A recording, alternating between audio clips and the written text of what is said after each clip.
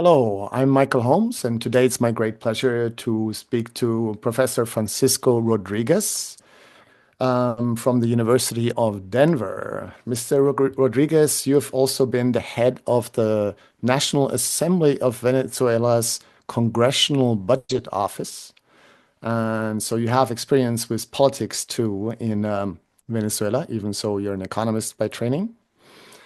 And today we're going to talk about recent events in Venezuela, of course, but also about your latest book called The Collapse of Venezuela, which is a masterpiece on the economic catastrophe in Venezuela, which you also show was, I think, the largest economic decline in peacetime in modern history. Something like that, like Yes. really bad. And one of the most important findings that is most interesting to our viewers, I believe, is that you show that about half of this collapse was caused by US sanctions and similar measures against Venezuela. And your basic thesis is also that you cannot separate an economic analysis from a political analysis because both the economic mistakes and failures and crimes of the government and of the opposition and its international supporters are explained by sort of like a zero-sum competition between them. So in a way, it wasn't really peacetime. In a way, it was sort of like a economic civil war, one could say. And this is what actually made a crisis that could have been more like a bad but regular economic crisis into this completely devastating nightmare for the people of Venezuela. But before we get to the book, I would like to get your first reaction on the recent events, what I would call the kidnapping of Nicolas Maduro, the head of state of Venezuela. And what is your first reaction to that? How did you feel about that when you heard those news? Okay. Well, first of all, thank you for having me, and I'm really grateful at the opportunity of having this conversation about Venezuela and about my book. So I'll start with your question on recent events. Um, First of all, we went through a whole year during which President Trump significantly escalated conflict with Venezuela, moved warships off of the coast of Venezuela. He deported Venezuelans massively, stigmatized them, said that Venezuelans were members of a criminal gang. He sent 250 Venezuelans to a concentration camp in El Salvador. And then he started actually blowing up boats of alleged drug traffickers. And in December he even upped the ante even more by declaring a essentially a near total blockade of Venezuelan oil exports. So you already had this confrontation in crescendo, and the question that many of us were asking ourselves was, well, how is Trump going to close it? What is he going to do? Well, what we ended up having is, I'd say, first of all, clearly a violation of international law. I mean, regardless of what you think about Nicolas Maduro, there's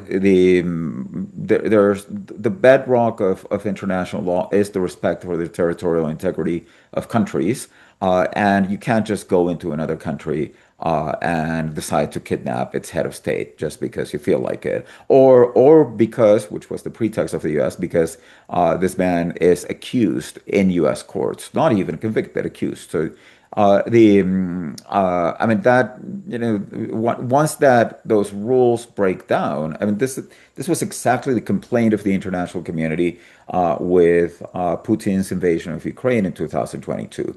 Not that his claims were illegitimate per se, but that you just don't go to war and start killing people and invade another country in order to enforce your claims. Now, all of that said, there's also a lot of interesting factors about what happened in Venezuela, which make me suspect, and this is no more than a suspicion, backed up by some evidence, including there's a recent report, for example, that came out in The Guardian about conversations and negotiations between Delcy Rodriguez and the US government prior to the abduction of Nicolas Maduro, where this maybe the way in which we need to conceive of it is more as a palace coup. Essentially, there was a break in the governing coalition, and one part decided to cut a deal with the U.S. And that explains perfectly well why we have the equilibrium which we have now, in which the Trump administration is not pressuring for Delcy Rodriguez to leave power. It's not pressuring to hold elections now or to recognize. I mean, the Trump administration, the Biden administration had recognized Edmundo Gonzalez as the winner, as the president-elect of Venezuela. So why aren't they demanding that Edmundo Gonzalez take office? The idea that there was a negotiation here, and I mean, we've heard President Trump now say several times that he has a terrific relationship with the people who are running Venezuela, which he claims are doing a very good job now. So this to me tells me, well, what we saw was an underlying negotiation, a break in the regime, and I think that, we know. These are episodes that happen in the context of authoritarian regimes. Sometimes you do get breaks in the regime, and sometimes external pressure does lead for some groups to take over power and to say, well, okay, we're ready to negotiate. And however, we don't know what the substance of that negotiation is because the Trump administration has talked about economics, it's talked about oil production, it hasn't talked about reestablishing democracy, at least in anything but the very vaguest terms. So obviously, what I would like to see in the country is a rebuilding of democratic institutions. Now, all of that said, I also think that what we're seeing is positive. It's positive in the following very concrete sense. This country was subject to very punitive, very harsh economic sanctions for nearly a decade. And those sanctions are, in effect, being lifted as a result of this agreement. I mean, what happened in 2019 is that the Trump administration said, we're not going to buy any oil from Venezuela. We're not going to let our firms sell inputs or capital goods to Venezuelan oil, to the Venezuelan state-owned oil company or its partners. And we're not going to let Western countries or any country that wants to trade with the US, for that matter, to do so. And that had as you foreshadowed in your description of my book, that had very negative effects on the Venezuelan economy. Those effects are being reverted right now as we speak. In fact, yesterday, Venezuelan banks, well, over the course of the past couple of days, Venezuelan banks started selling the first $300 million from currency sales from derived from the agreement, well, quote unquote agreement with the US for oil sales. And those $300 million had a huge impact on the currency market in terms of lowering the exchange rate and therefore making imported goods more accessible. And in fact, we're starting to see in real time evidence of stores, retailers are marking down prices because finally the dollars came in. These were the same dollars that were being repressed because the US was blockading this country. So this is Mm. definitely something that's good for Venezuelans. It's good for Venezuelan living standards. It's good for Venezuelan pocketbooks. So it is a positive development in that sense, even though everything that goes around it and the way in which it's being done violates it violates international norms, international law. But it's still, it still means that we found a way, at least partially, out of that terrible equilibrium in which the country was trapped in an authoritarian government with a sanctioned economy. Yes. So you're basically saying you don't support the military strikes, but you support the lifting of the sanctions. Yes, Like, yes. okay. So let's get to your book then. And I have to say, more than half of the book is very accessible to lay people, and it's a fantastic read. That's why I highly recommend it. There are some parts of it that are so statistical and mathematical that, I couldn't follow, to be honest, because I'm not an economist by training. But it's very convincing. You get an idea that it is a very convincing case that around half of the downfall is caused by economic sanctions. And you also go a little bit in showing what the other factors were. And it shows a high degree of independence of you. So you're very critical of Chavez, even more critical of Maduro. You're also extremely critical of not the opposition in general, but of the radical opposition that was supported by the West. And then, of course, also of their international backers, mainly the United States. So you're sort of sitting between all stools there. And Hmm. maybe you could also say That's why something none of about. them like me. Yes, and you tell a very fascinating story in the book as the head of the National Assembly's Congressional Budget Office in Venezuela, that you were in trouble with both the government, which was represented by Nicolas Maduro, who wasn't president at the time, and by the opposition too. Can you say a few words about Yeah. that quickly? Actually, interestingly, and by the way, here's a copy of the book. So it's Oh yeah, available at most thank you for retailers. showing that. The Collapse of Venezuela, Scorched Earth Politics and Economic Decline. So the um, yeah,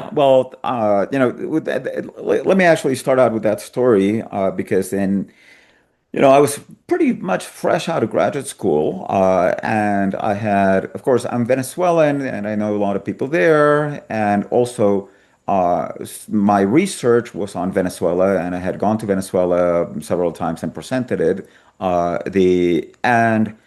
There's a moment in which I get a call from a friend of mine who knew the president of the National Assembly at that moment.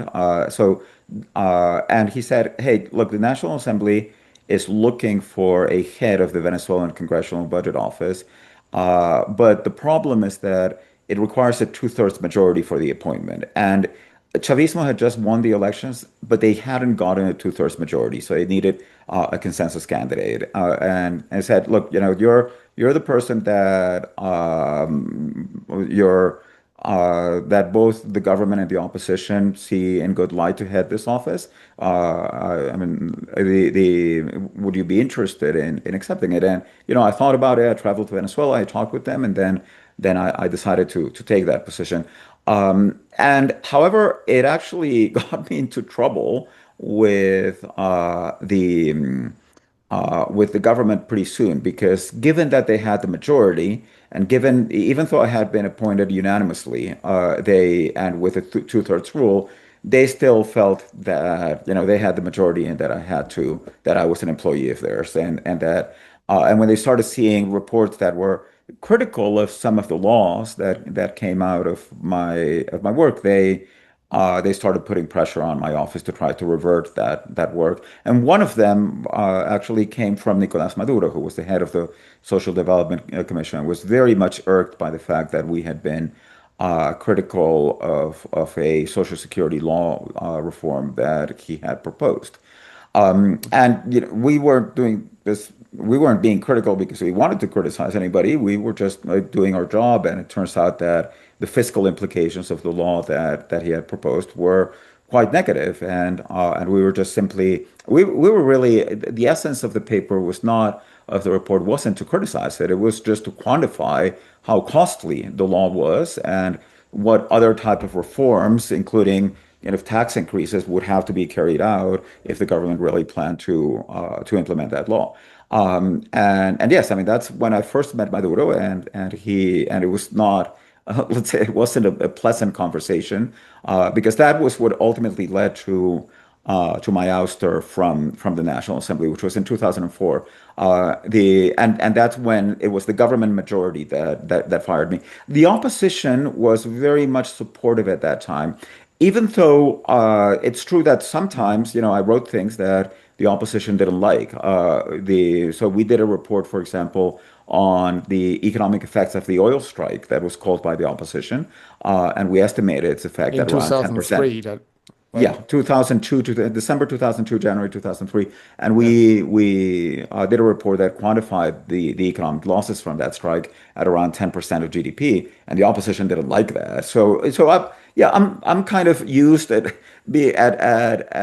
having people complain to me from one side and from another side, saying, "Hey, why are you doing this?" And it tells you a lot, I think, about Venezuelan politics and about how economic discourse is deployed politically in Venezuela. You really have, and it's been really problematic to try to do research in Venezuela, where people read it and immediately think, well, does this favor my political agenda? And then you get other researchers who are clearly pursuing a political agenda and who don't have a scientific approach, who are essentially trying to find evidence to bolster a case, be it in favor of the government or be it in favor of the opposition. mhm, And you learn to keep your calm in that and just try to return people to the facts and to trying to discuss the evidence. And that's been the approach that's framed my book. As you say, the story. I mean, something that I try to do in the book is be careful of saying, look, this is not the place at which I am not going to try to apportion moral responsibility for this. I'm not trying to yeah, say, it's Maduro's fault, it's the opposition's fault, it's the fault of both of them, it's 50-50.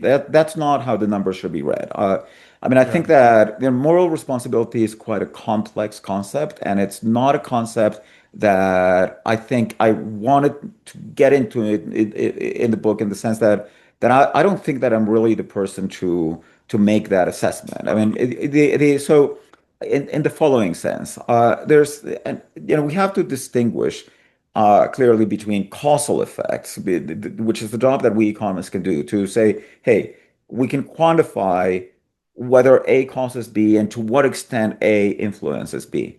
And then there's a normative question of asking, well, is A right? I mean, is imposing sanctions right, for example? And there are some people who could react to my book and should, if they hold this view, who could say, yeah, I mean, you find that 50% of the decline is sanctions and 50% of the decline are other policies.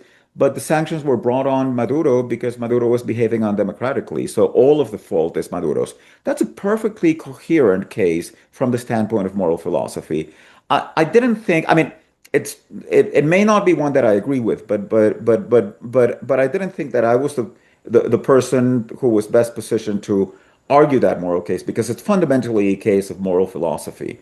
Rather, my point actually went a bit beyond, and I in the introductory chapter I tried to put in this example, which I would hope a lot of people would follow, because many people who are interested in social sciences are knowledgeable of the basic model of game theory known as the prisoner's dilemma.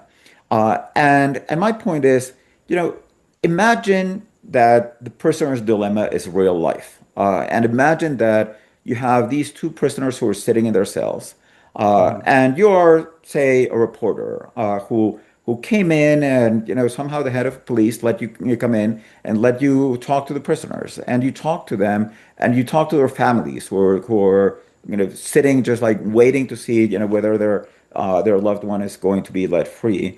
And what you're going to hear from them is stories about what's happening to them and who's responsible for what's happening to them. And in that idea of the prisoner, and just to summarize it for those that don't recall it, it's you have two prisoners, and both of them are deciding whether they should collaborate with the police, and therefore, and they've both been involved in a crime. So whether they should actually denounce their partner in crime or not. And the police is essentially going to both of them. The prosecutor is going to both of them and telling them, look, if you cut a deal with me first, you'll get a lower sentence. And then what happens is that these two prisoners end up both cutting a deal, which ends up being worse for both of them because they both provide evidence to the prosecutor. And the mhm, best thing for them would have been for all of them to hold fast and say, I'm not going to cut a deal, then the prosecutor wouldn't have had any evidence and would have had to set them free. But none of them do that because the structure of incentives is such that if the other one cuts a deal, then they'll be in a really bad situation if they didn't. So the point is that if you get into this discussion with them or with their families, they're going to say it's the other guy's fault. It's the other guy who couldn't be trusted. It's the other guy who didn't keep the deal. It's the other guy, or we knew it's either the other guy cut a deal with with the prosecutor, or the other guy. Or we knew that he couldn't be trusted because so and so, and therefore we had to cut a deal with the prosecutor. So the point is that if you and those are real stories and these are real people that go through a dilemma like this Mhm. many times but if you just tell that story, you're going to lose the forest for the trees. And that's, to a certain extent, the beauty of the person's dilemma as an analytical device, which is that it shows us why these two actors could do something that was not in their self-interest, collectively speaking, because they were fighting against each other. Yeah. My model, my theory has that same structure. What I'm trying to explain is how you fall into a political conflict in which both sides end up harming the economy. And with that, what I'm most interested in is not laying blame on one or the other, though I understand if they want to do it, but rather Mhm. asking myself, how do we have to change this system of incentives so that this doesn't happen? What do other countries who want to learn from Venezuela? How do you avoid a growth collapse? Well, part of the story is kind of look at your political institutions, think about your political institutions. For example, in the U.S., there's been this perennial discussion, which the majority always has about ending the filibuster rule. And the filibuster rule is something that allows the minority to block some reforms. It's to a certain extent a supermajority rule. Mhm. And some of the arguments that are made for it sometimes appear very strong. And part of the point that I'm making is, look, when you break down some of these rules, which are rules that protect the minority, you're turning politics into a winner-take-all system, and that's dangerous because it creates an incentives for this type of conflict. That's my basic point. It's describing the conflict, trying to understand it, and trying to understand how we can change that structure of incentives, which, by the way, is a particularly important question for Venezuela right now if it's going to have possibilities for reforming its institutions. Right, because it's not just important for you to stay sort of neutral in a way, because you're a scientist, but there is another reason, and that's because you think that the conflict itself was what was so destructive politically and economically for the people of Venezuela. And because of that, to get out of it, they need like a negotiated solution of some sort. Yeah. And Yeah, and but we're jumping it's ahead to the solutions. Maybe you should yeah, first no, lay but it's out interesting. historically. Yeah. So Mhm. maybe you Uh, can lay out for us how this sort of like how the government and the opposition, supported by the US, came into this tit for tat struggle that sure, sure, caused so sure, much harm to the economy. sure. So basically, you get uh, Chavez coming in 1999, and Chavez is I mean he was the typical populist leader, but I want to be careful with the use of that word because I also think that Maria Corina Machado is very similar to Chavez in terms of the political discourse, and Mm, part of the discourse is existing institutions are irredeemable. They are corrupt. They are designed by corrupt elites. We need to get rid of those people and we need to replace them completely. And completely means you have to change the institutions. You have to change the system. The uh, and with that message, Chavez was elected after a long period of also economic underperformance in Venezuela, and he moved ahead to do that. And essentially, what that evolved into was a system that significantly concentrated power in the hands of the executive much more so than in just about any other country in Latin America, or at least any other country with democratic electoral institutions. To give you an example, the 1999 Constitution actually gives the president the authority to initiate a process that leads through the convening of a constitutional assembly that leads to the dissolution of other branches of government. So what that Mhm. means is that the president comes into power, say wins an election, and he can dissolve the Supreme Court. He can dissolve the electoral branch, the prosecutor general's office. He can dissolve Congress. I mean, Chavez did it. But Edmundo Gonzalez, who was the candidate who ran against Maduro and won, and then Maduro stole the election in 2024, would also have had the power to do it if he had assumed power. So you ended up with what I call an electoral autocracy. It's a system where you elect the head of state, but you elect an all-powerful head of state. And what that means is that you don't have any checks and balances. So it's a winner-take-all political system. And what happens when you have that type of incentives is that the both the government and the opposition are willing to go a lot further in terms of staying in terms of what they need to do to stay in power or to reach power. Stay in power for the government, reach power for the opposition. Now, I also argued that this is something that can be partly offset by higher resources, so that when you have high terms of trade, high oil prices, then the government can essentially address the governability constraint by maintaining the support of voters. So you get this equilibrium where you have kind of Chavez being very popular, being re-electable, and winning elections, and you had this equilibrium with deteriorating institutions, but which were still nominally democratic, and I mean not just nominally. The people were voting for him. But it was riding on these high oil prices.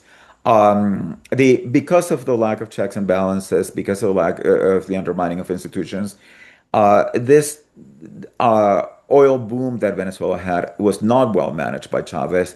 The macroeconomy was very vulnerable when Chavez died, and particularly when oil prices started going down in 2014.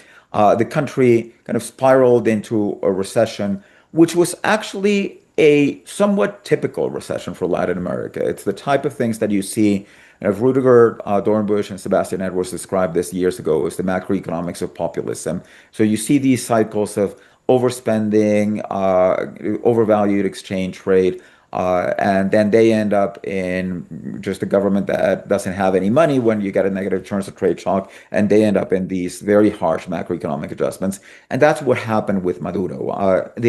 But then um, what you start, Just very quickly, sure, because I do think what is also important is what happened in 2002. So you show sure, how sort of like the new constitution set up this battle between government and opposition, but the opposition in 2002 topples the democratically elected government with the support of the United States, correct. and that would have turned it into a real dictatorship.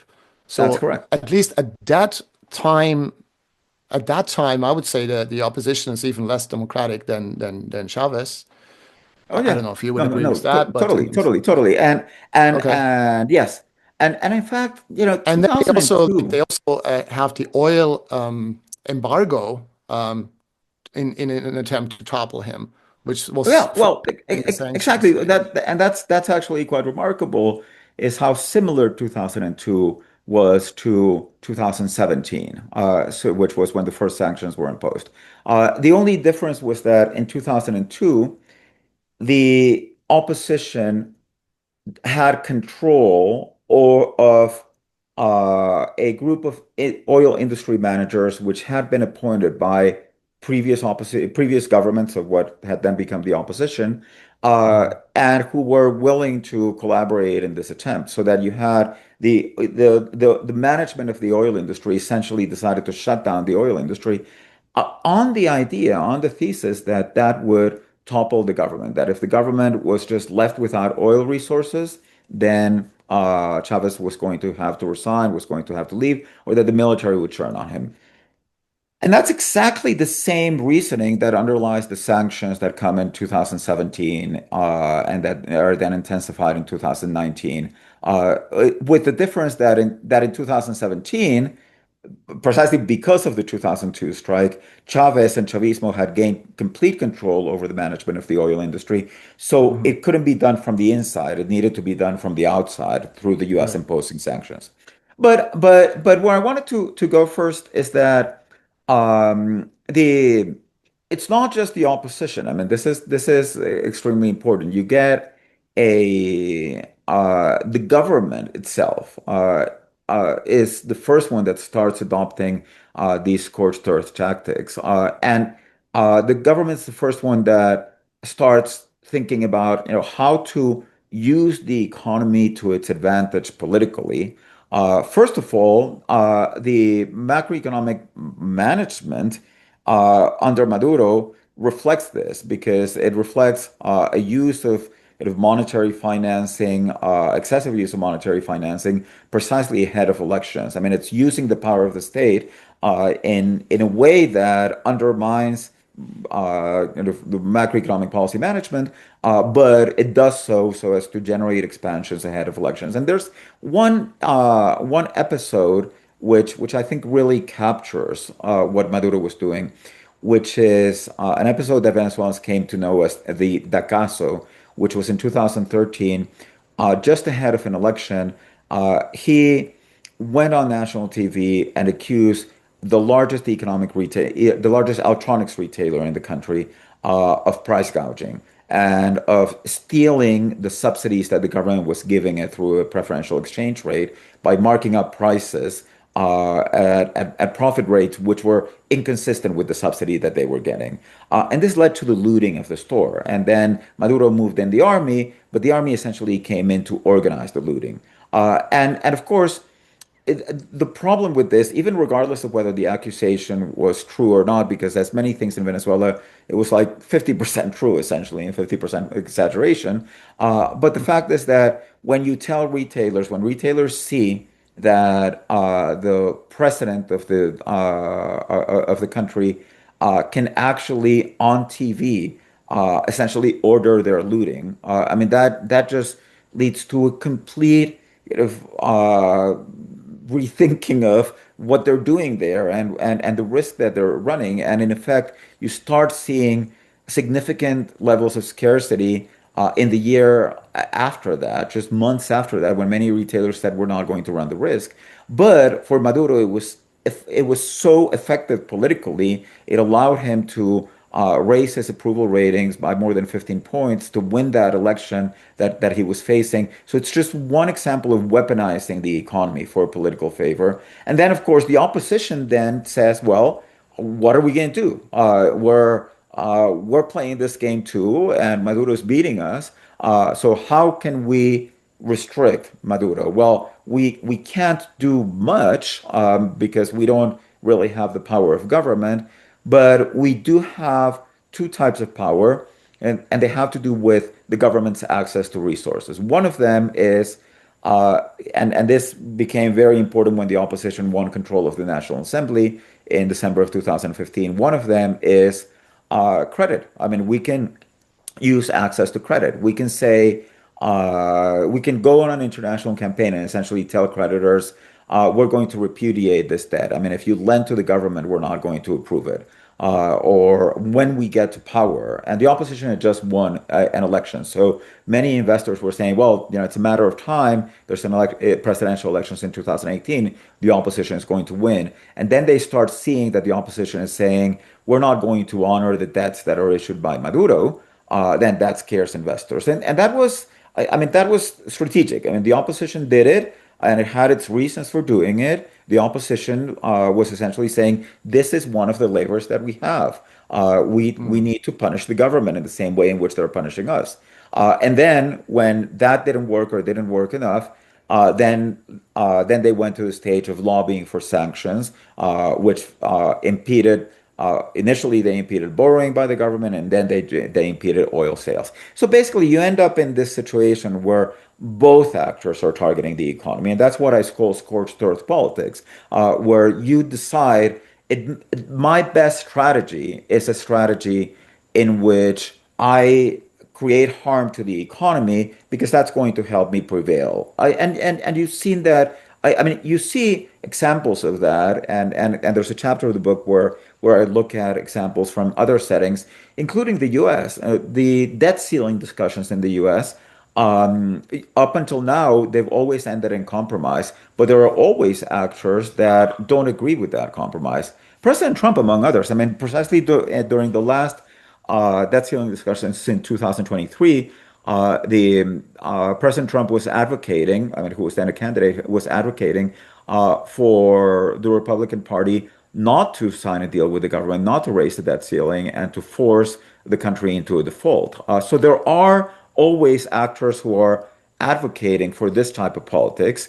The Mhm. question, and for me, the important question analytically is why do we find some cases where they hold back, where there's restraint, where both sides cut a deal, which is what has happened up until now into the US? And why do we get to other cases where they don't cut a deal? I mean, Mm. 2015, when the opposition wins the National Assembly, many analysts, I must say, myself included, said, well, you have the structure of a deal. I mean, this is what happens. There's many countries where you have one party controls the executive branch, another party controls the legislative.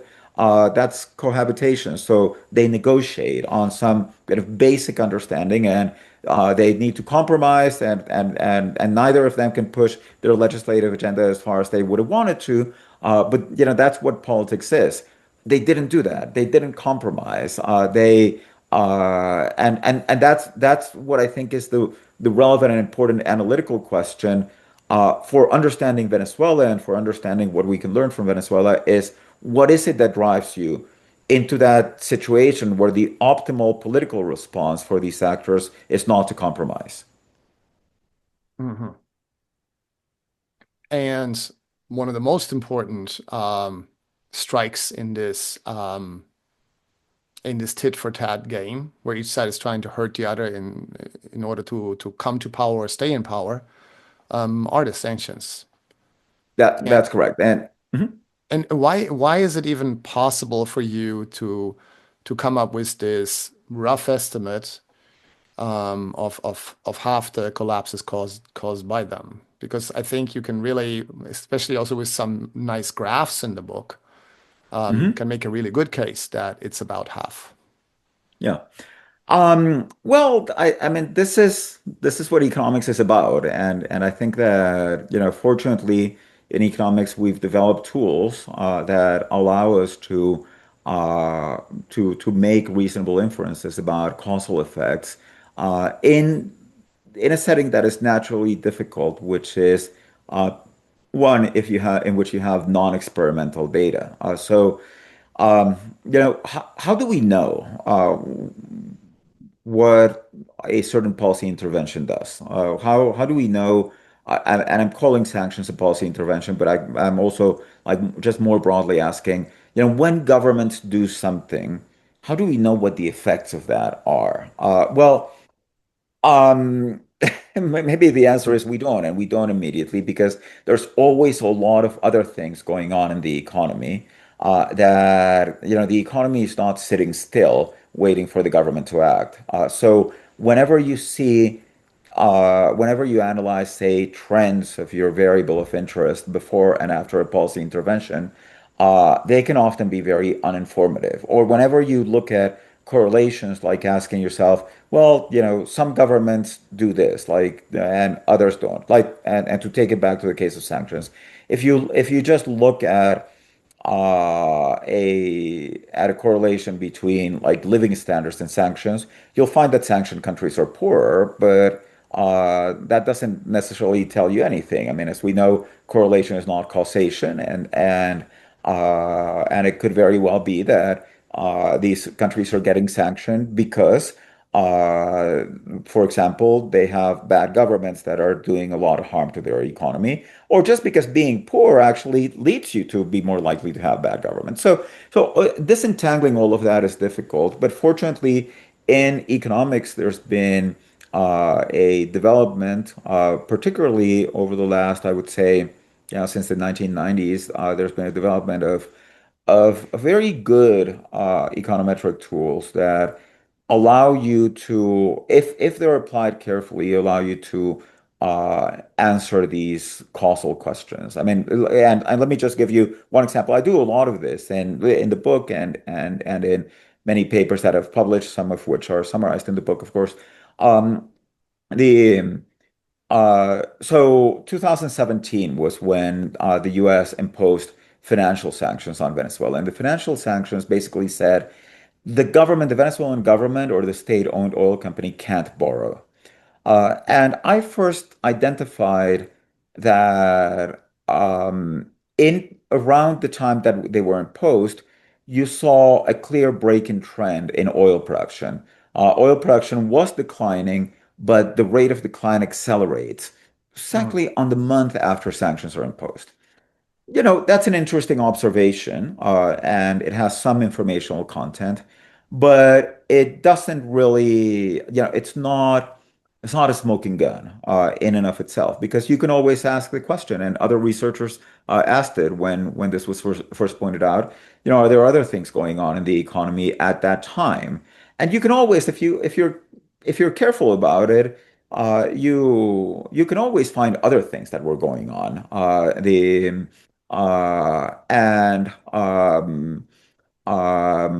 and and then and which are also reasonable explanations. So part of what I did is that I said, well, let's try to look at this more carefully in a different way. And I got data on the production of joint ventures in the Venezuelan oil sector. These are associations between PDVSA and foreign partners. And I collected data on how many of these joint ventures had access to finance before these financial sanctions, which blocked off credit, and which didn't. And what I found is that uh, after the imposition of the financial sanctions, um, those that previously had access to finance did a lot worse than those that previously did not have access to finance. This is mm, what we call a difference in difference analysis. And basically it shows you not just that there's a break in trend, but it shows you that the causal channel is working precisely in the way in which your theory says that it should, which is those that previously had access to finance and saw it blocked off did a lot worse as a result of that. So a lot of the explanation that I developed, particularly in the chapter on sanctions, is putting together this evidence and then assembling it into an empirical estimate. And this empirical estimate is precisely the one that you point to, which says that 52% of the decline in GDP can be explained as a result of sanctions and other measures that were essentially taken by the U.S. government. And I say the U.S. because some people, by the way, don't know this, and it's actually quite telling. The U.S. is the only country that imposed economic sanctions on Venezuela.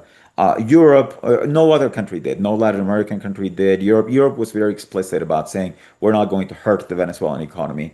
It was just the U.S. The problem is that when the U.S. does it, it does it very forcefully. And the U.S. in fact did it not just by blocking Venezuela trade with the US, but also by using what are called secondary sanctions to block Venezuelan trade with other countries. That Venezuela was actually left in a situation where it could only sell oil, and that's what was happening up until 2 weeks ago. It could only sell oil to China, and not even to all of China, to small private refineries in China who were willing to buy it after a very deep discount. So Venezuela had to sell the little oil that it could produce. It had to sell it dirt cheap because of sanctions.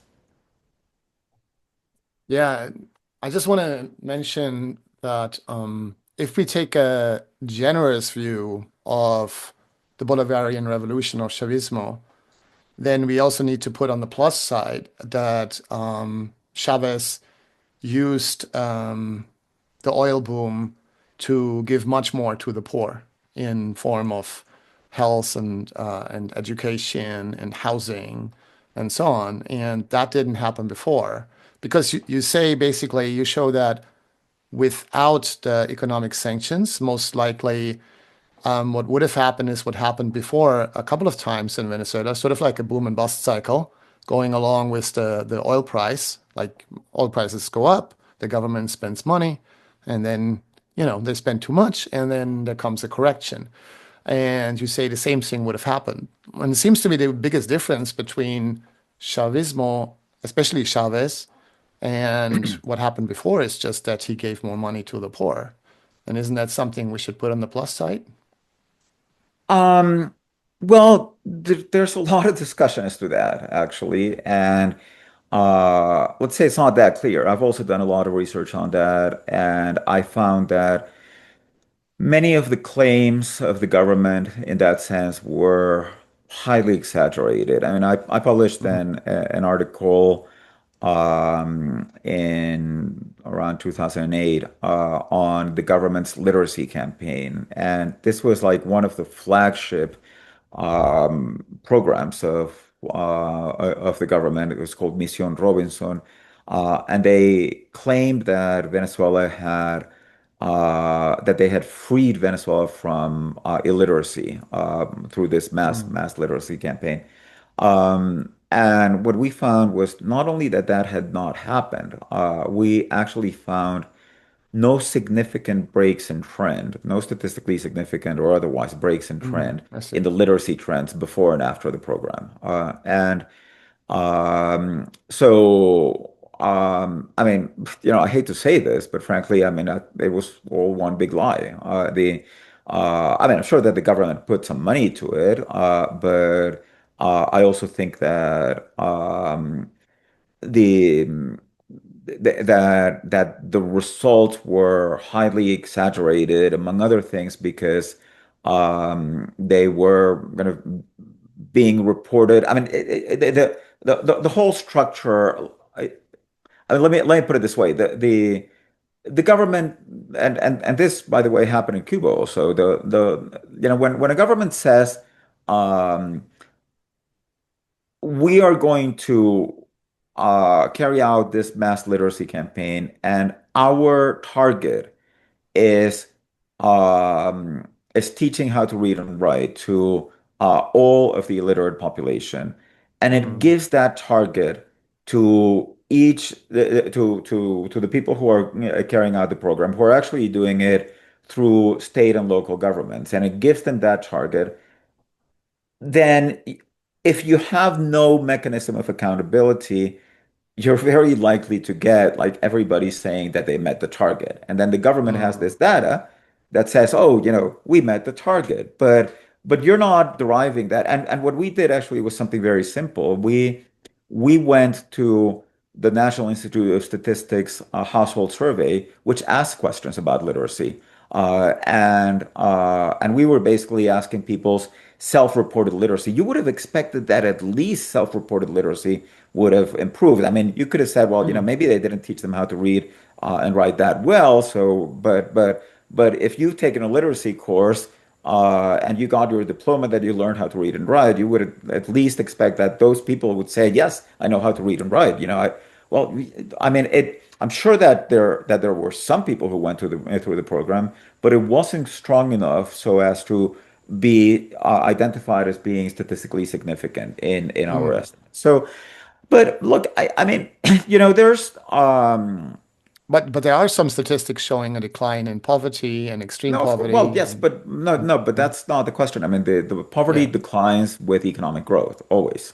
The right. and it so the question that you actually want to ask is a different one: is was the decline in poverty higher or not Mm, than you would have expected, given the oil boom. uh, yes, I mean, given the oil boom, and I would say that, look, my conclusion there, I mean, I wasn't able to find anything in the data supportive of that story. So I've Mm, actually come down on a conclusion which is somewhat different. One in which the Chavez administration was just it. I, I mean, yes, living standards increased, but you have to bear in mind, Chavez was elected when Venezuelan oil was selling for $9 a barrel, and when he died, Venezuelan oil was selling for above $100 a barrel.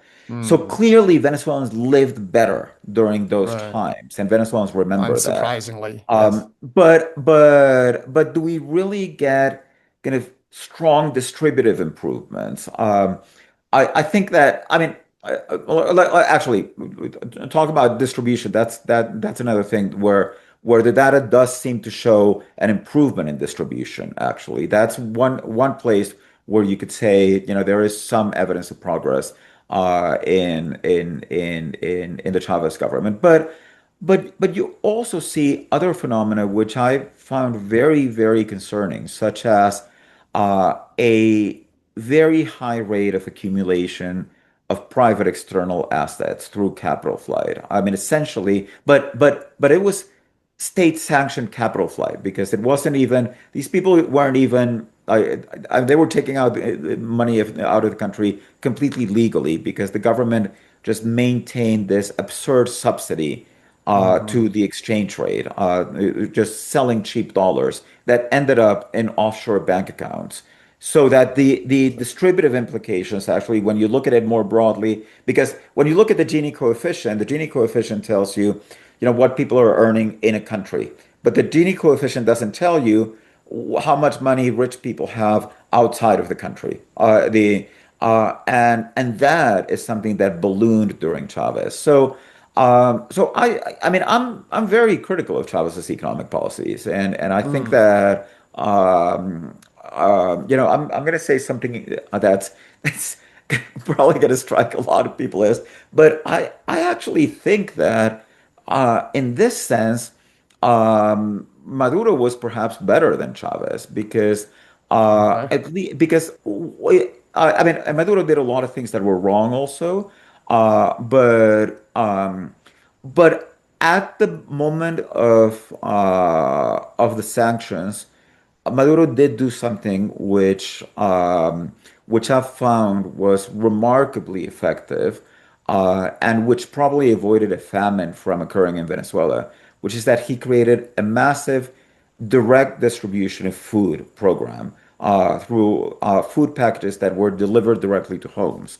Mm, And I have a paper that's coming out in a book edited by the Inter-American Development Bank that basically shows that this program increased the caloric consumption of Venezuelans by 500 calories per person. I mean, that's actually quite a remarkable improvement. And if you think about the counterfactual of what would have happened with this economy in free fall if it hadn't had this, I mean, I think that we could have been seeing something much worse.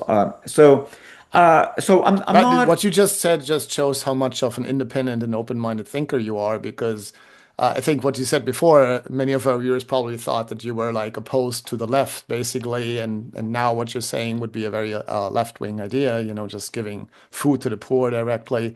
So it's not basically because it is an important question because Latin America is the most unequal region in the world. And that means I think that it really needs a smart left-wing redistributive politics, but they should be smart and they should be the ones that work and not Mhm, harm the mhm. economy. And unfortunately, not very lucky with that. Like a lot of left-wing governments seem to be quite incompetent simply in the region. Mexico also, the current government seems to be, I mean, it's the right direction to give more to the poor, I think, but then, a lot of waste and corruption and so on. So, Yeah, yeah. No, I mean, and frankly, I think that, Chavez's, I mean, there is a sense in which Chavez's politics were very damaging, um, because part of what he did was that he like tore up all the institutions of accountability, um, and therefore he ended, there's this. actually to make a plug for another book. There's this really nice book by William Neumann, who was a reporter for the New York Times who covered Venezuela for many years. And Hmm. the book has somewhat of a long title. I think that I had it somewhere around here. But it's yeah, I forget the title. But it's something about like things not getting worse, or things always getting worse than you believe that they can. And the book Oh. has this story about Chavez inaugurating a railway, and they had put a lot of money into the railway, but the railway wasn't ready, and but nobody wanted to tell him that it wasn't ready. So they actually, and this is a story that William, the reporter, built up, talking to former government ministers. They actually all had to find a way to convince Chavez and the public and the press that the train was working, even though it wasn't. So they basically developed a system through which they could kind of manually make the cart of the train move a little bit so that Chavez could have his inaugural ride and look as if it was working, even though it wasn't. And the point is Hmm. that everybody, all the ministers were fooling Chavez. Chavez actually believed this, but all of them knew that they were fooling Chavez, and they were effectively fooling the country. So it's now, but frankly, I see Trump right now, and it's exactly the same thing. I mean, and of course, these presidents have their weaknesses. Although I think that Chavez was in much greater mental capacity at the time than what I think Trump is now. Hmm. But you end up.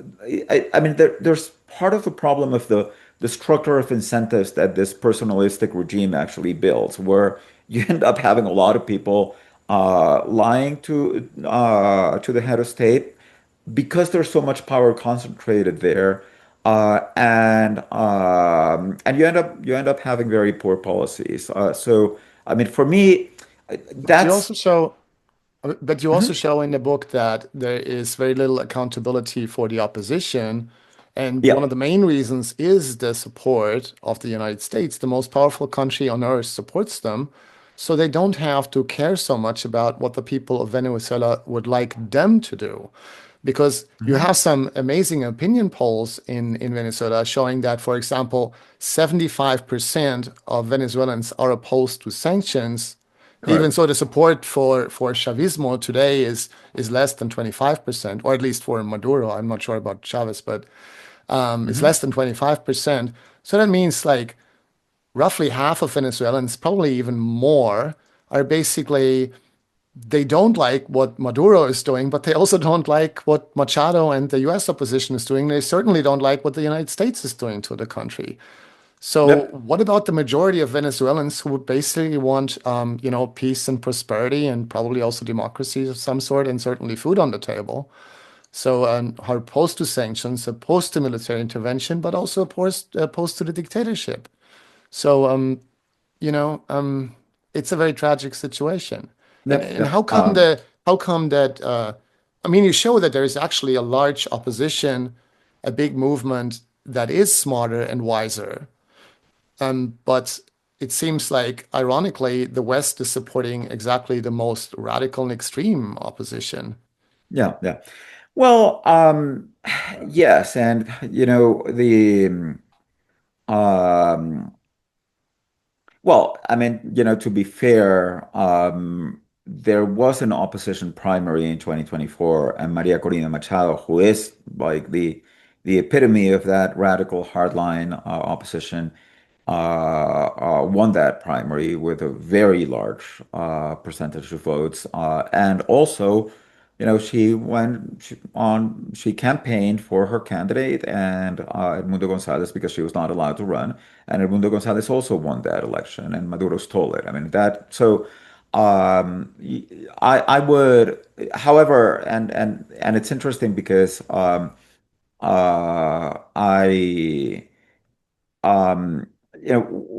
part of what I tell in my book is that, yes, I mean, that is the story of 2024, but that story is not frozen in time. If you go back, say, to 2021, where there were regional elections, actually centrist candidates did a lot better in regional elections. And I think that part of the reason is that voters are kind of like trapped between these two dilemmas. One of them is the promise of absolute change is something that can really motivate you a lot. Mm, And if you have, so that's why I said that Maria Corina is very similar to Chavez. So her mm, whole story is, we're gonna completely change this. This is gonna be a brand new country. We're gonna throw all the bumps out, and mm, that I think is something that voters in a crisis like the Venezuelan one, they can react very well to that when it's a national message. But it's partly an illusion,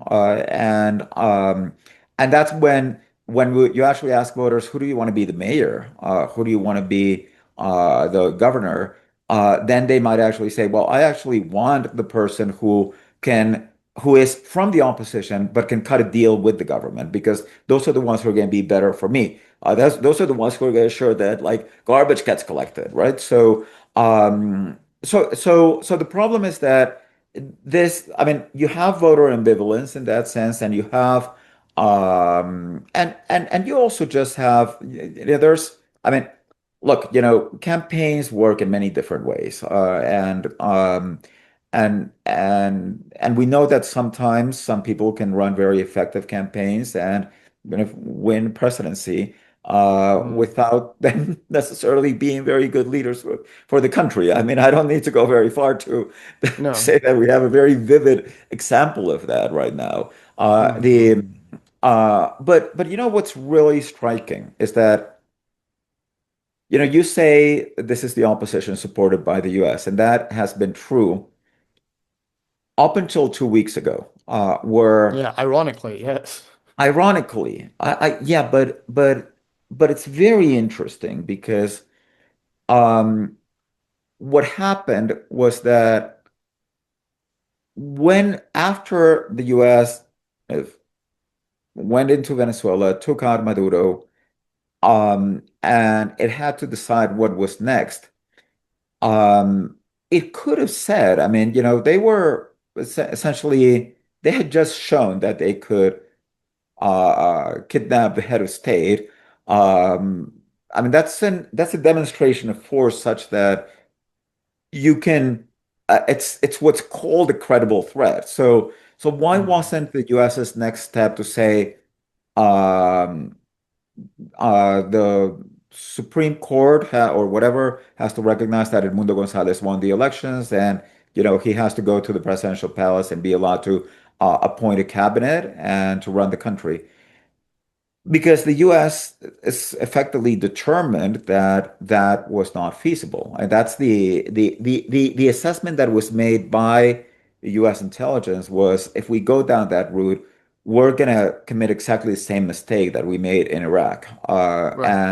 And you're gonna Yes. have all of the Chavistas, just like the when you fired everybody from the Ba'ath Party from Yeah. government and they all ended up like well, not all of them, but many of them ended up as being part of the insurrection, and some of them ended up joining ISIS. You could have the same. I mean, what would happen? But it's very interesting because this is not just an assessment of what you need for governability. It's also an assessment of the opposition.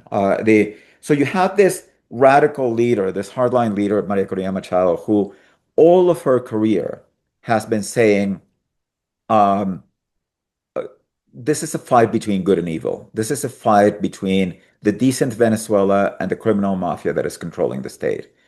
Mm, And Maria Corina is a very peculiar figure because uh, when Juan Guaido accepted, kind of briefly, to take part in Norway-mediated negotiations, um, she criticized him. She said, no, you can't negotiate with the government. The government has to go, period. In fact, she criticized Guaido for not openly calling for a military intervention. She said that if Mm. Guaido had formally, as head of state, said, I'm requesting the help of other countries in the region to drive these criminals who have like occupied the presidential candidate, that there would be that everybody else was going to send an army to put Guaido in power. And and and I think that was false, but in any case, she was the one who was making that case. So so the thing is that, it's not surprising to me that in a country that has kind of gone through what Venezuela went through, where you saw like one quarter of the population leave the country, where you saw an economic collapse that's the equivalent of three consecutive Great Depressions, and on top of that, you saw a government that became increasingly authoritarian and an opposition that had been very ineffectual at generating change, then somebody like Machado comes in and says, oh, it's because all of these other people who were leading the opposition, they were really in bed with the government. I'm the one who's not in bed with the government. Look, I've never cut a deal with the government. And I'll never do it. They just have to go. I mean, it makes sense. I don't like it, but it makes sense that people gravitate towards that because to the extent, she was selling them an illusion.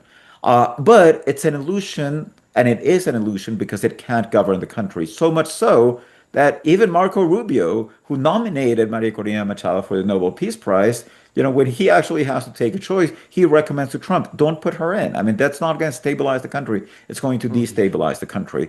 And that's like the real tragedy of the opposition is that it hasn't been able to set out a viable path for a democratic transition. You don't just create a democratic transition by saying the people running the country are evil and all of them have to go. Because actually, you're not setting up yourself for a democratic transition if you do that. What you're setting up yourself to do is to replace one dictatorship by another one. The Mm. question is, are there people who can actually enter into negotiations so that we can set up a set of solid guarantees through which we can go to an election, which is not an election about, oh, these people are going to get to power and then are going to throw us all in jail. That's not a democratic election. That's just like essentially a continuation of a civil war. The Can we build a set of institutions whereby the people who are contending for power can actually agree to a framework that resolves these differences electorally without losing the election, meaning I'm going to end up in jail or I'm going to be sent to a U.S. Right. jail. That's the real challenge, which I think that the opposition hasn't been able to address effectively. And because it left that vacuum, then Machado walked into it. And of course, now we have the problem that a lot of people look at Venezuela and say, "Oh, okay, well, she represents the opposition." I mean, it's her and Maduro, or it's her and Delcy Rodriguez. Now, well, no, I mean, Venezuela is much more than these two figures. Yeah, I have to say what I like also about the book is that you take these different perspectives and you see it from this perspective and from the other side, and you get a feeling that they're all caught up in a struggle for survival, really. It's about life and death, or at least going to Mhm. prison, you know. And you get compassion for all the different players, and you can see how in their extremism and in their desperation, they're very similar, but they also all have a point, you know, and they all have like half the truth or so. And the only player where I have more trouble finding compassion is actually the United States is the most powerful country on earth. They don't have to fear anything. They're not affected by what they're doing. And why are they, you know, supporting some of the most extreme elements in the opposition? Why do they keep sanctioning the country when they know and it's clear that it's really hurting the people of Venezuela the most and that people are really dying from this? And why do they, you know, then just invade the country, Yeah, breaking yeah, international law? So I really, in a way, at least all the Venezuelan players, you know, are Venezuelans. They're all affected personally, and you can understand that emotions run high, and doesn't justify everything they're doing from neither side. But you know, at least you can understand. But for the United States, for me, it's hard to feel much I don't know what their Well, excuse is. but I mean, that's exactly how empires work. And, it's not that you don't have kind of actual kind of people who run the empires and who have good intentions. It's just that the um I've really I feel that, I've really seen this a lot in my interactions with US foreign policy officials, not all of them. But there is a very dangerous mindset, and it's a very dangerous mindset of um, these people can't run the country. We have to do it for them, or if we don't do it for them, then it's gonna be a mess. So there's very much the and I must say this, the with a lot of frankness, I- many times when I hear people who are involved in the US foreign policy establishment and who take decisions about Venezuela, and I want to be very clear, it's not all of them, but there is this arrogant conduct of, we're dealing with an underdeveloped country. They don't Mm, know how to solve their problems. And that's why they're in such a terrible situation. And of course, this is mixed with, and a lot of this is directed at Chavismo. It's like mm, Chavistas are stupid. The and the there's very and I've been very critical of Chavismo, and I think that Chavismo has run the country very poorly. mhm, The but there's a very basic kind of lack of respect for the fact that Chavismo was elected by Venezuelans and it represents the aspirations of millions of people who voted for it. The um, that is often very much absent from the conduct of a country that sees itself as running the hemisphere. And I think that regrettably, this view that the US is running the hemisphere is very deeply embedded in US foreign policy circles. The thing is that, what Trump has done is that he's actually laid it bare. I mean, mhm. since the times of Theodore Roosevelt, you didn't have a US president who was willing to come out and say, "Oh, we're going to be running that country because they can't run it themselves." Yeah. That doesn't mean that they didn't think it. Mm, Trump, that's one of the things that's good about Trump, I think, is that, he really speaks his mind and he really lets us know how the US is approaching some of these issues. And then the other issue about, the imperial mindset is that um, the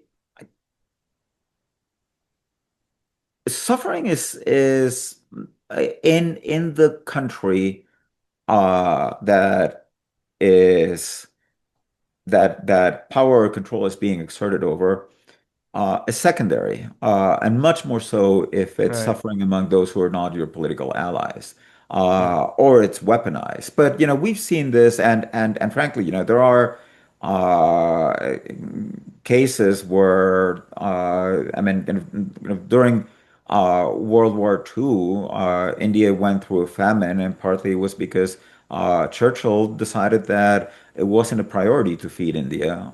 The Of course. Relative to the war effort, and of course these conducts get hidden in history. These are, and I cite that example concretely because these are our heroes. I think that in the relationship with Latin America and in the relationship with Venezuela, there's a lot of that, and then that's what can lead the U.S. to impose sanctions on a country and disregard the suffering that those sanctions create. And then this gets mixed up with this polarized politics, where you also have people in the opposition who want sanctions because they just view these sanctions as as necessary to drive the government from power. They believe that, or even less than that. I mean, sometimes the inclination for sanctions is just almost as a way to vent frustration and to punish the government and the people who are there. And then you get this discourse built up in which you have this extreme form of denialism, and some and the people imposing the sanctions don't really want to, or aren't even willing to acknowledge the basic consequences about their effects. I mean, Hmm. the classic example of this is Madeleine Albright, right? In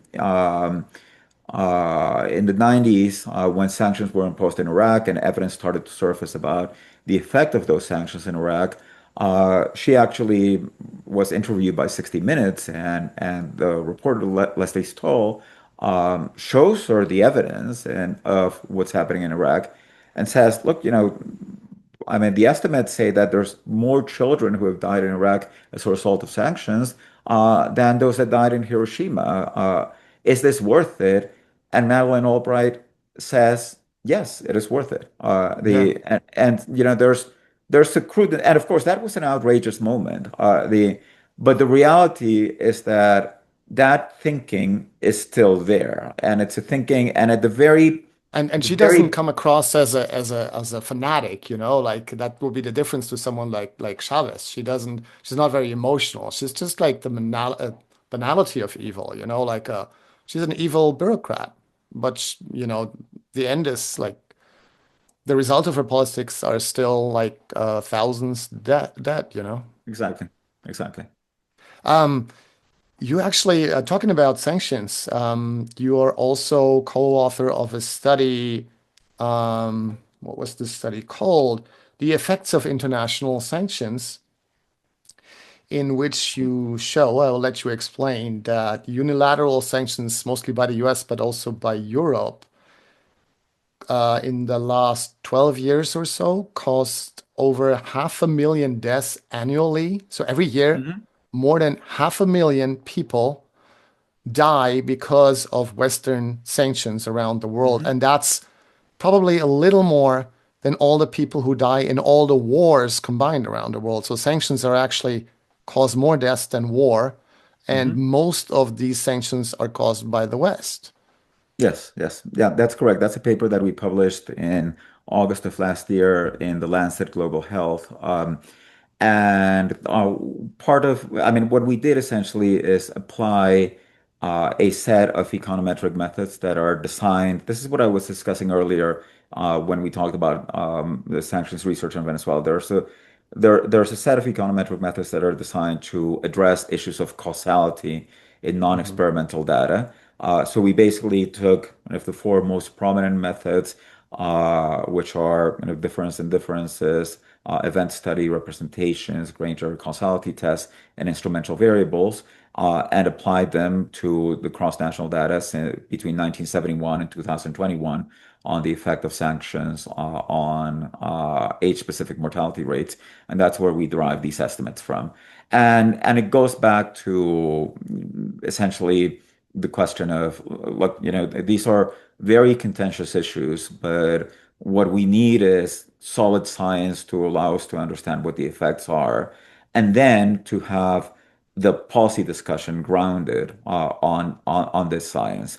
And part of what we had seen over time is that because this evidence hadn't been presented as clearly or as convincingly as I believe that we've done, many times policymakers actually try to avoid or avert the discussion. So typically, in cases like Venezuela, so what will be the typical response of, say, U.S. policymakers imposing sanctions? They'll say, "Oh, no, it's not true that sanctions had an effect. All of that is the responsibility of Nicolas Maduro. Everything that bad that happened in Venezuela is the responsibility of Nicolas Maduro." And that's really a rhetorical answer. It's not a scientific answer in that it's not grounded on an assessment of the effects. So part of what we wanted to do is say, look, there is data that allows us to estimate the effects. Here they are. And then let's now have a discussion about these effects. I want to go back a bit to the Madeleine Albright moment because actually there is almost a sense in which Madeleine Albright was at least being honest about it. I mean, she was saying, "Look, we're putting things on balance." And the interviewer was telling her, "Look, there are all of these negative effects of sanctions. Do you think that it's worth it?" And her answer, which was very poorly articulated, was, "Well, but we believe that these sanctions are going to lead to something positive, such as change in the conduct of the regime, and that's what we're targeting. So it's a question of outweighing the good and the bad." And that's a discussion that can be had. I mean, it's a complex discussion. Gets back to this issue of moral philosophy. Actually, when I teach sanctions, I one of the first discussions that I have with my students is about this famous problem in philosophy, which is the trolley problem. And the trolley problem is one in which you are before a train track, in which you have a train that is speeding towards a place where five people are, and the train is going to run over those five people, and you have a very heavy person in front of you who you can just like push over the tracks to stop the train. So do you kill one person to save five? And people have many different views about kind of the philosophical resolution of that. But of course, the what happens many times with policymakers is because they don't want to grapple this issue. What they say is, "Oh no, those five people aren't there." It's almost like somebody before the trolley problem saying, "Those five people don't exist. You're imagining them." So that's why we Mhm. wanted to bring this back to a quantitative discussion to say, look, I mean, we're not imagining them. Here's the evidence. It's published in the most prominent public health journal in the world, which is the Lancet Global Health. Yes. So let's have the discussion here. That's where policy discussions should be had on the basis of evidence. Yeah. And I want to point out, it may sound so grim, like and as if it's like a very pessimistic book because you make you make Chavez and Maduro look bad, you make the opposition look bad, and you make the United States certainly look bad. But in a way, there is a lot of hope because you show they're all caught up in this zero-sum conflict, and you have quite a few ideas that have been tested around the world and sometimes worked, Hmm. how you can break this deadlock. And what you basically says what Venezuela needs is sort of like a peace deal, or maybe a sort of power sharing agreement. And I don't think that the details matter so much. What really matters is for the two sides to come together and say, hey, we have to work for the people of Venezuela and for the international community. And by that, I mean the United Nations mostly and not the United States, to help them do that. Yeah, yeah. No, yes, I mean, you summarized it well. And in fact, that's why I present several examples of both of cases where that hasn't worked, but also of cases where it has. I mean, if you look at the Polish transition, uh, Poland was really about the willingness of the sides to reach a coexistence deal. And, there's some um, there's an image that sometimes comes back to me, which is kind of Lech Walesa visiting Jaruzelski many years later when Jaruzelski became ill and was in the hospital, and Lech Walesa visiting him and just bringing his wishes of that he would recover. And Mhm. I Oh, mean, the that's the future that I would like to imagine for Venezuela. And I think it's not a coincidence that if you ask yourself what country was able to do the most both economically and politically stable and effective transition out of communism, it was Poland because it was built on this agreement. So yes, I mean that I think is a challenge for us Venezuelans and for anybody who cares about Venezuela. How do we bring the parts to this? And here is actually, and I'm going to say I am, I don't like being optimistic about anything that Trump does because, I mean, there are very good reasons not to do so.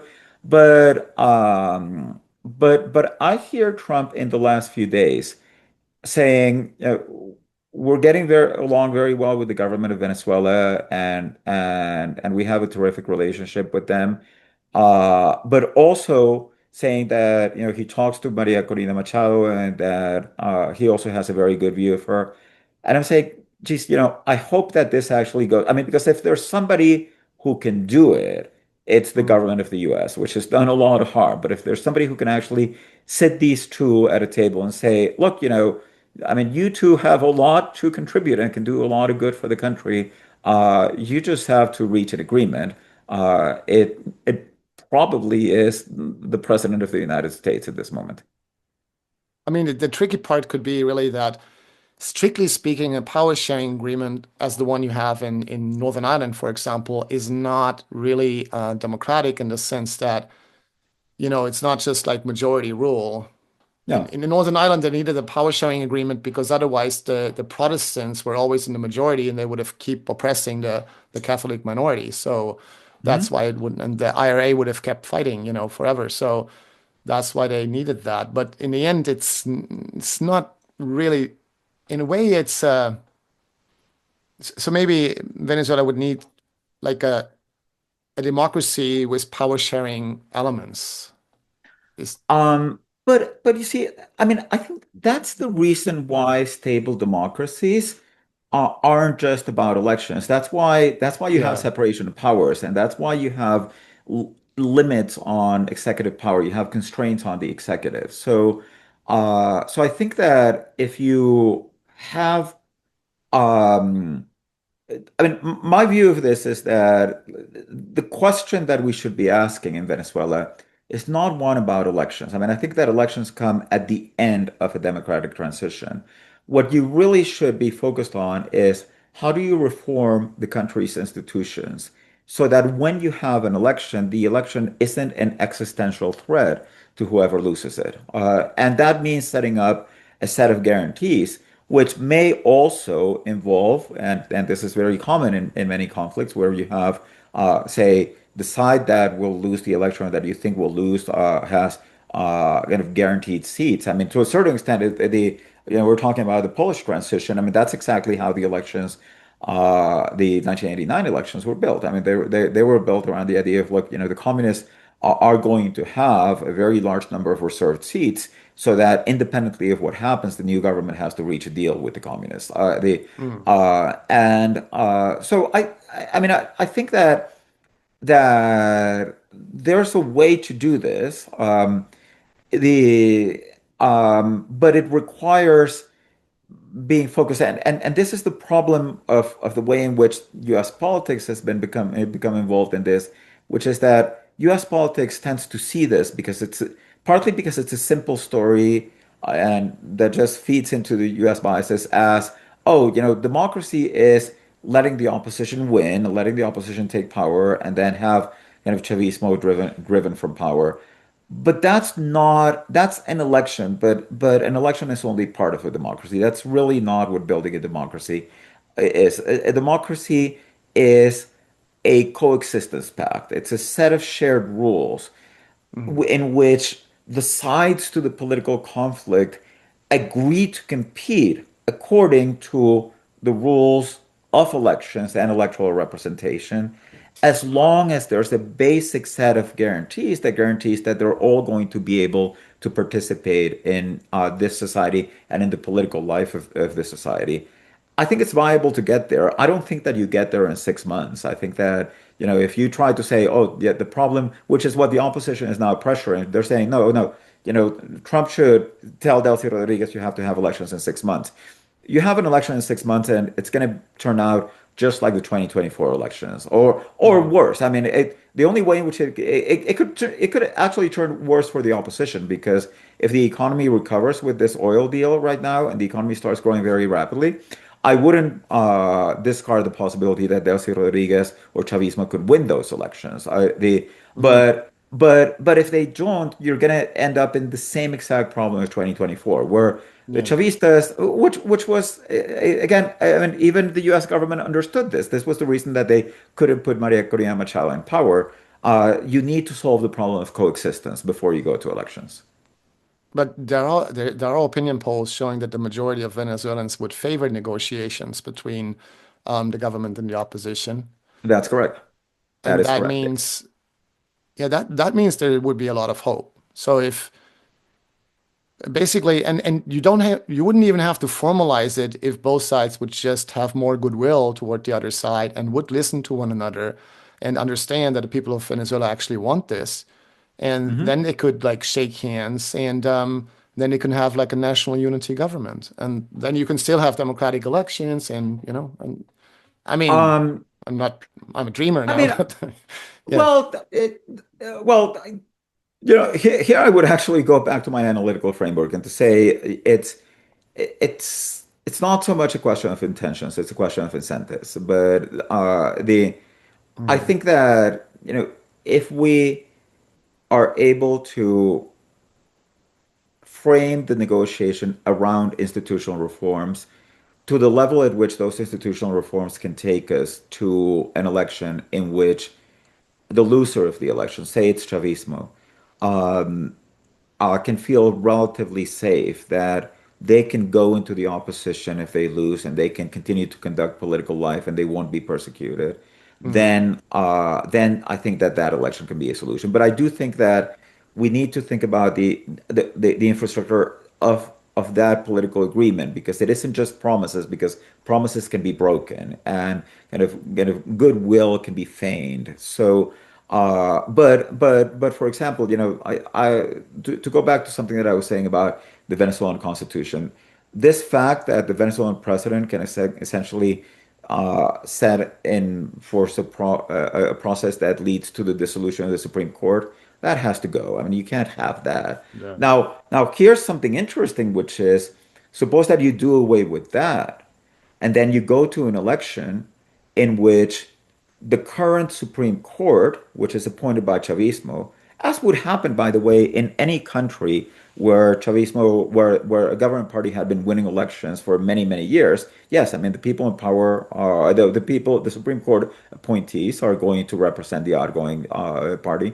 So if you have the current Supreme Court, if you recognize the constitutionality of the appointment of the current Court, and do a surgical reform of the Constitution, which effectively breaks any power that the new executive would have to dissolve the Supreme Court, then you have an interesting setting where a new president from the opposition comes into power, but their power is restricted by the Supreme Court, which is the current Supreme Court, or the Supreme Court that has been appointed during Chavista governments.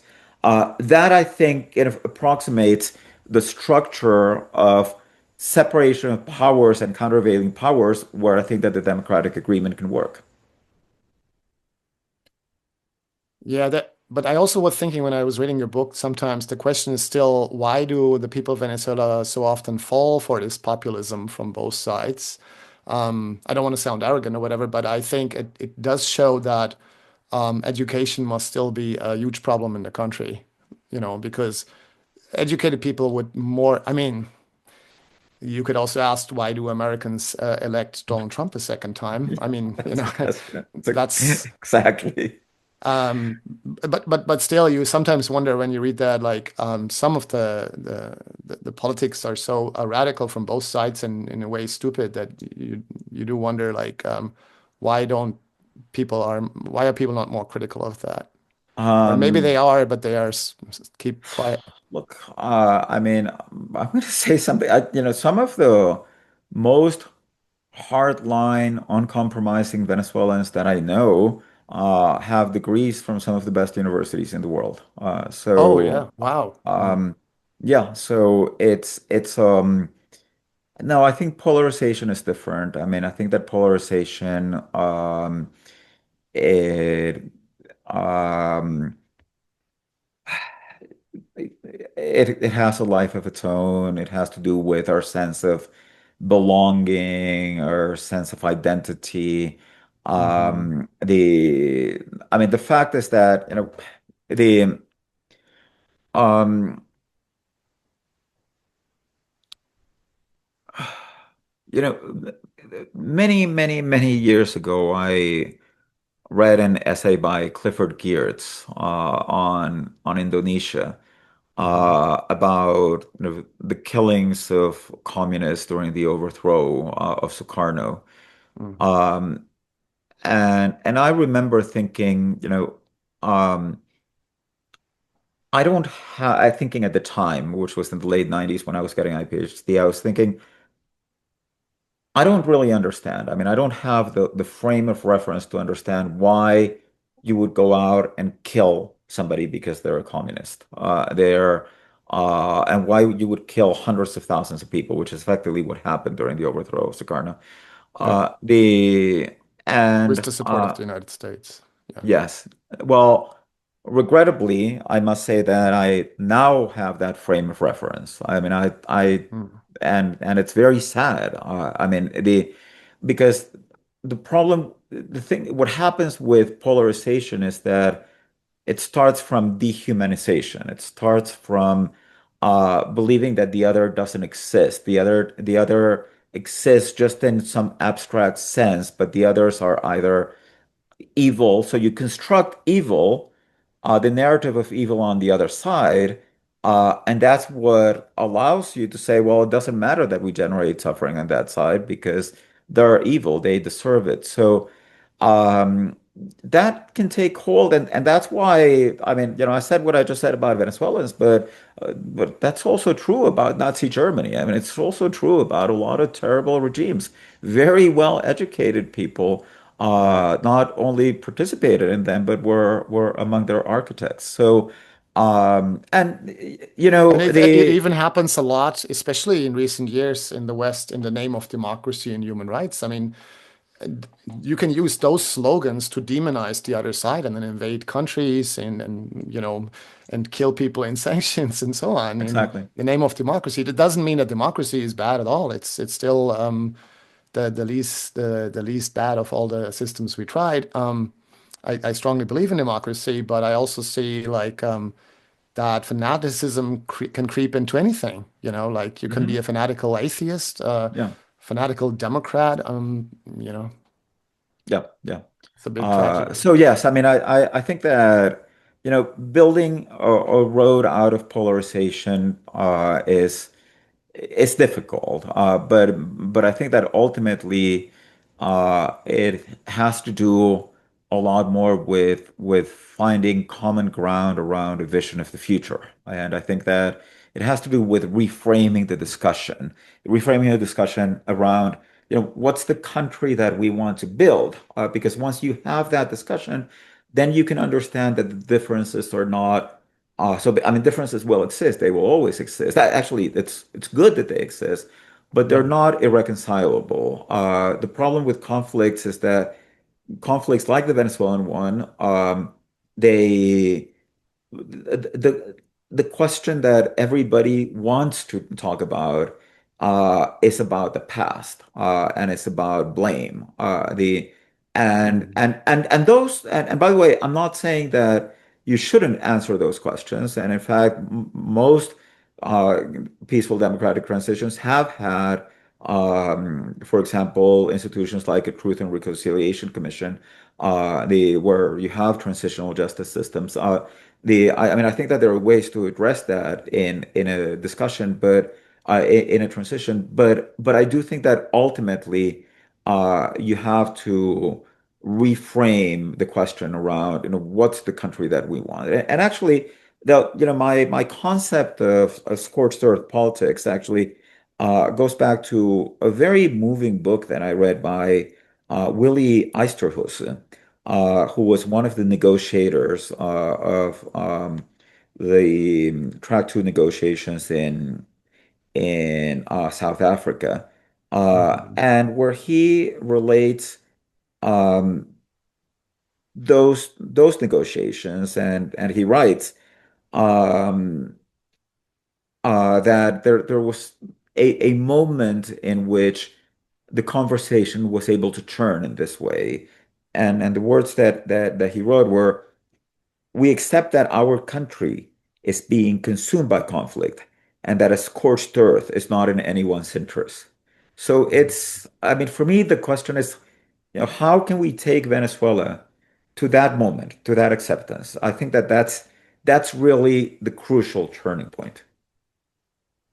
I mean, I wish the Nobel Peace Prize would have gone to some Venezuelan who thinks more like you know, who actually wants peace between the different sides. That would have been the perfect candidate for peace. I don't know who that would be. Maybe you can name someone. I'm not sure. Well, no, I'm not gonna say. Well, the look, I mean, I did say that. Even if you wanted to recognize the Venezuelan democracy movement in the opposition, there were other ways to do it. You could have, there were a set of hundreds of brave activists during the elections who were the ones who actually collected the tally sheets that were able to show the victory of Edmundo Gonzalez.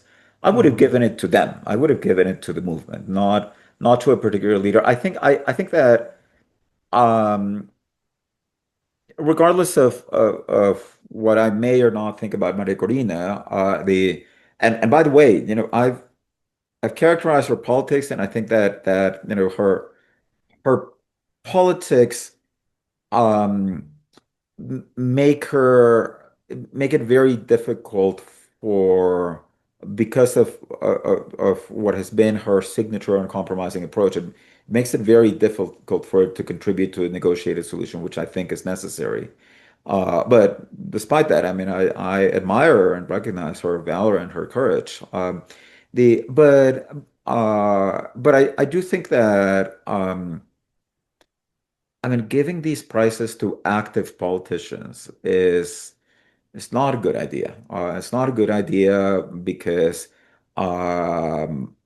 it sets up the prize for being used politically, for being weaponized politically, and the and actually interestingly, when the Nobel Committee gave the Nobel Prize to Obama, they had a very weird argument, which I always thought was very strange, which was, well, this guy hasn't done much, but we're giving this in support of Yeah. initiatives Yeah. to foster peace. Uh, and I was like, well, I mean, I wish that they had gone through that thinking process with the award to Machado because I think that we had a violent resolution to the conflict.